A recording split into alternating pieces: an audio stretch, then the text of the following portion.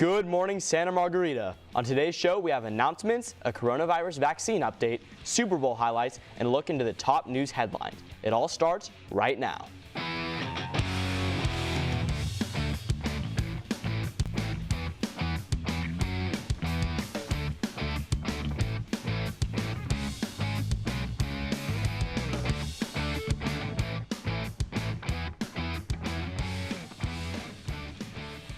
Hello Santa Margarita and welcome to Eagle TV 2.0. I'm Quentin Francis. And I'm Luke Carter. We have a packed show today, so make sure you stay tuned.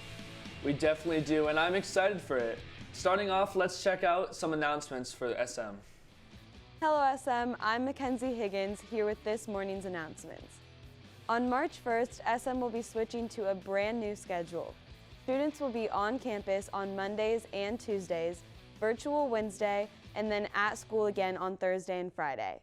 If you wish to stay full virtual, make sure you contact attendance. In other news, SM Giving Week is coming up. To kick off the week, on Monday, February 22nd, provided by Saj Mediterranean. Come by campus for class contests, matching challenges, and participation incentives. 50% of all family meal proceeds will benefit the Eagle Fund, so make sure to stop by. Well, SM, that is all we have for you today with all your daily announcements. I'm Mackenzie Higgins. Thank you so much, Kenzie. It's always helpful to stay updated on school announcements. Switching gears, today is Monday. However, this weekend was definitely the very eventful world in the world of football. Quentin, did you watch the Super Bowl?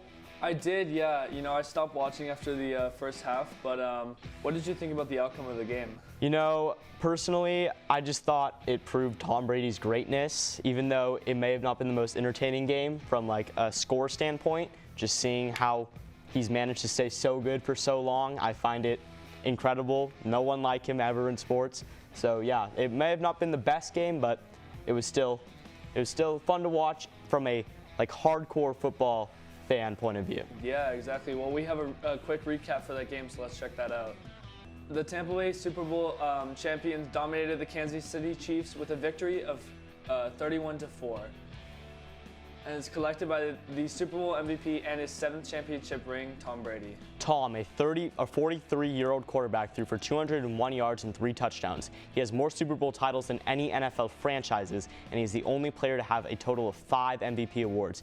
When asked if Brady would return next season, can you guess what he said? He's coming back. He just never goes away.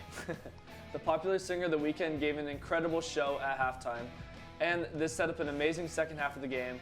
For many football fans tuned in to see the game and were confused by the crowded stadium, but there were only a couple thousand people present, and then a ton of other people present via cardboard cutouts, which you had to pay for in advance due to COVID-19 restrictions. The final score of the game was 31-9 Tampa Bay.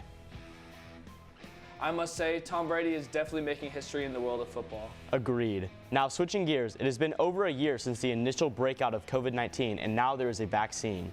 That's right. Ozade is here to give us an update on the COVID-19 virus vaccine. Now take it away. Hi, I'm Ozade Sagafi, and I have a coronavirus update for you.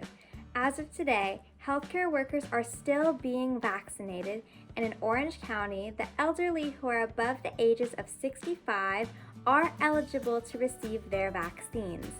After these vaccines are distributed, the second phase will begin. This second phase includes essential workers such as grocery clerks, teachers, and homeless people. In the US, there are 2 vaccines that are being distributed. We have the Pfizer vaccine and the Moderna vaccine.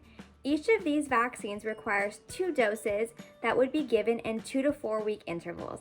That is all I have for you today, SM. Have a great day. Thank you so much for that helpful update. I can't believe we're coming up on a year since when schools originally shut down. I can't believe it either, but hopefully life will return back to normal. So in other news, Andrew is going to share us his top 3 headlines currently. Let's hear it, Andrew. Thanks, Quentin. For today's news update, I've chose the top 4 headlines from last week, so let's get started. First up, San Francisco sues its own school district over its reopening plan. According to an article from the Daily Wire, San Francisco is suing its school district for not developing a reopening plan for their schools. The lawsuit is supported by the mayor of San Francisco and accuses the school district of not providing a developed step-by-step plan for reopening schools per the California state law. Last week, we discussed Wall Street's bets and the GameStop, and we have some very important headlines coming out of that problem. One of the many things that have come out of this situation is it created about 18 seconds of unity between people like AOC and Don Jr. One headline stating AOC, Don Jr., and Ted Cruz all rip Robinhood for halting GameStop trading. However, immediately after this unity, people like Janet Yellen, the White House Secretary of Treasury, and others set out to destroy the Wall Street's bets boys, bringing us to our next headline. Janet Yellen says the top regulators will discuss whether GameStop volatility warrants, quote, further action. This statement comes after hedge funds and brokers spent their entire week allegedly stopping people from making money by blocking them from buying securities that would push the stock price up.